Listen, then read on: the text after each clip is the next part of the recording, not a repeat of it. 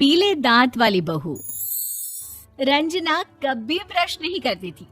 उसे कितनी बार उसके माँ बाप ने डांटा, लेकिन उसका कोई असर उस पर होता ही नहीं था, जिस कारण से उसके दांत पीले पीले हो जाते हैं।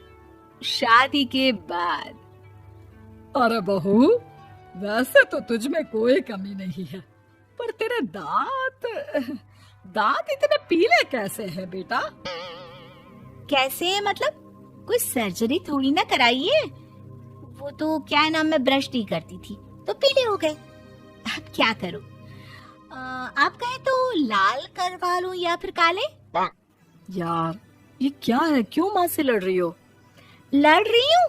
अरे मैं लड़ रही हूँ या ये बोल रही है कि दांत पीले हैं, पीले।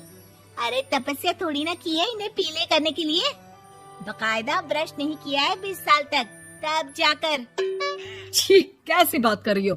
ये उस वक्त तो पीले नहीं थे जब हम लोग तुम्हें देखने आए थे। अरे तब साफ करवा लिया होगा डेंटिस्ट के पास जाकर। अब देखो कैसे पीले पीले लग रहे हैं।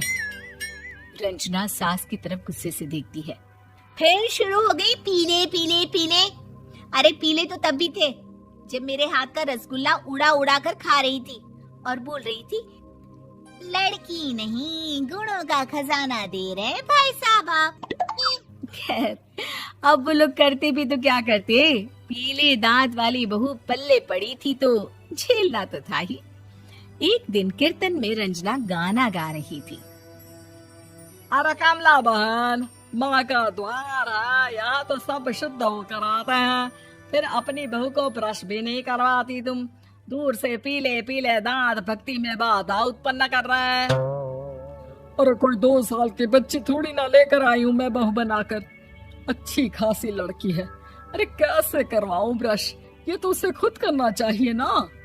अब माँ बाप तो इसके जैसे तैसे निपटा दिए, ये नहीं सोचा कि सास कैसे संभालेगी। सास बहू को लेकर घर आ जाती है, लेकिन सोच लेती है कि अब इसे लेकर कहीं नहीं जाएगी। अगले रोज बहू कहती है, अरे क्या हो गया, मंदिर नहीं जाना क्या? कीर्तन का वक्त हो रहा है। मेरी मधुर वाणी से कान्हा जी जागते हैं और सोते हैं। आप तो जानती है ना उनकी भक्ति में कितना मन लगता है मेरा। वो क्या है ना, तबीयत ठीक नहीं लग रही है मेरी, आराम करूंगी मैं। तबीयत ठीक नहीं लग रही? अभी तो मिथुन के गाने पर नाच रही थी आप, और अब बोल रही है कि तबीयत ठीक नहीं लग रही। अरे भक्ति में मन लगा लो सासू माँ, ऊपर जाना है, क्या मुंह दिखाओगी आप? हाँ? सास को बहू की बात पर गुस्सा आ जाता है। मैं क्या मुंह दिखाऊंगी, इसकी चिंता तो ना कर, समझी? अपने मुंह की चिंता कर, जो ये पीले पीले दांत लेकर हर जगह पहुंच जाती है। पता है लोग कितना मजाक बनाते हैं। ना जी ना, मैं नहीं जाना कहीं तेरे साथ। तो ये बात है। कोई ना, मत जाओ, मैं अपने कमरे में ही बैठकर भक्ति कर लूंगी। ऊपर वाला दांत थोड़ी ना देखता है, मन देखता है, भावना देखता है।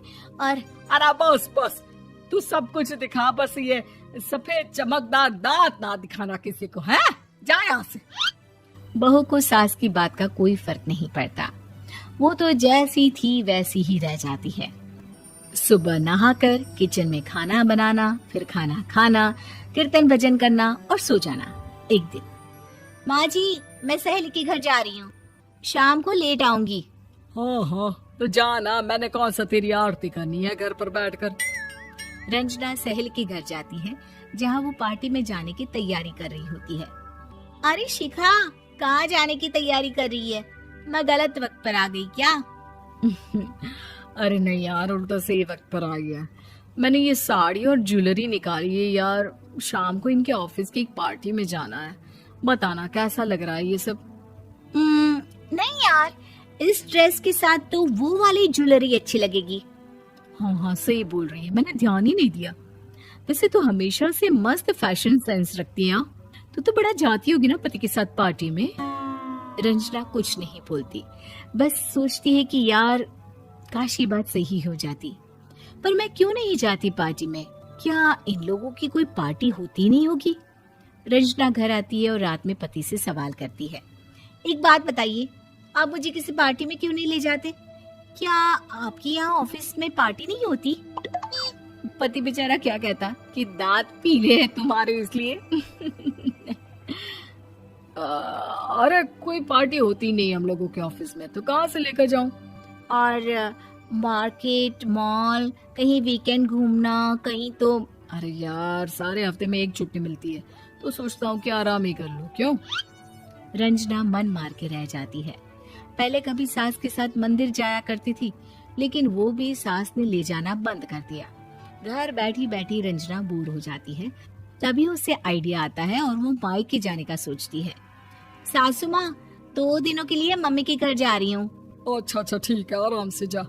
और हाँ, माँ से कुछ अच्छी आदत सीख कर आना कि कैसे शरीर के हर भाग की तरह दांतों की सफाई भी जरूरी होती है, समझी? शुरू हो गई ना आप। वो लोग आपकी तरह नहीं है कि छोटी छोटी बात का बतंगड़ बना दे। उन लोगों के लिए मैं मायने रखती हूँ, ना कि मेरे पीले पीले दांत। रंजना माँ को बिना बताए उन लोगों को सरप्राइज देती है, लेकिन जैसे ही वो दरवाजे पर पहुंचती है, अंदर देखती है कि घर वाले कहीं जा रहे होते हैं। अब माँ, काश रंजना दीदी के दांतों वाली प्रॉब्लम नहीं होती, तो वो भी हम लोगों के साथ चलती ना बुआ जी की बेटी की शादी में। हाँ बेटा, लेकिन अब उसे कौन समझाए कि उसको उसके पीले दांत नहीं दिखते, लेकिन उसके आसपास के लोगों को कितना एम्बैरेसिंग फील कराते हैं। मुझे तो कितनी बार उसके स्कूल की टीचर ने शिकायत की कि उसके साथ कोई लड़की बैठना भी नहीं चाहती, और ना ही कॉलेज में कोई उससे बात करना चाहता था। लेकिन पता नहीं क्यों उसे ये बात समझ में ही नहीं आती। कोई कमी नहीं है उस लड़की में, बस यही कि दांत पीले हैं। वो तो भला हो जीजा जी और उनकी माँ का, जो दीदी को जैसी है वैसे ही रखा हुआ है। रंजना को अपने घर वालों की बात सुनकर बहुत दुख होता है। वो सोचती है कि वो क्या करे, लेकिन फिर वो सीधा डेंटिस्ट के पास जाती है, अपने दांत चमकाती है और कसम खाती है कि वो रोज ब्रश करेगी। अरे क्या हो गया? तुम तो 2 दिनों के लिए गई थी ना। पर कोई ना, अच्छा है, चलो आ गई तो। रंजना सास के सामने आकर खड़ी हो जाती है और पूरी स्माइल करती है, उसके चमकदार दांतों को दिखाती हुई। हैं? चले मंदिर? माँ, मुझे माफ कर दीजिए, मैंने आप लोगों को बहुत एम्बैरेसिंग फील करवाया। मैं आज से रोज ब्रश करूंगी।